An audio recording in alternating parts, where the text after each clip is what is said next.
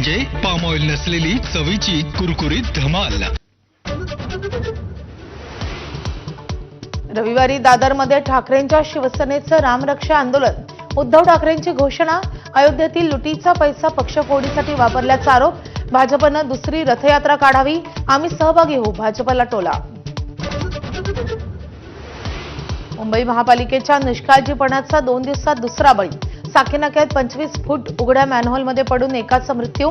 जीव गेल्यानंतर पालिकेकडून कारवाईचे कागदी घोडे नाचवत 4 जणांचं निलंबन। मुंबईत मॅनहोलमध्ये पडून मृत्यू प्रकरणाचे विधानसभेत पडसाद। सरकारमध्ये समन्वयाचा अभाव, अनिल परब यांचा आरोप। तर 24 तासात गटारांवर झाकणं बसवली नाहीत तर संबंधित अधिकाऱ्याला त्याच गटारात उभं करू, मनसेचा इशारा।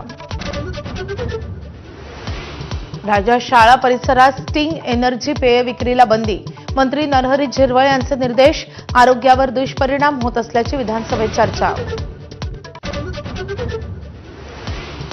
आजपासून राज्यभरात सर्वत्र पावसाचा जोर वाढण्याची शक्यता। मुंबई, ठाणे, पालघर, रायगड मध्ये आज अलर्ट। विदर्भ, मराठवाड्यात ऑरेंज अलर्ट। कोकणात पावसाचा जोर कायम। रायगड जिल्ह्यातील अनेक नद्यांच्या पातळीत वाढ। सिंधुदुर्गातील सावडाव धबधबा प्रवाहित।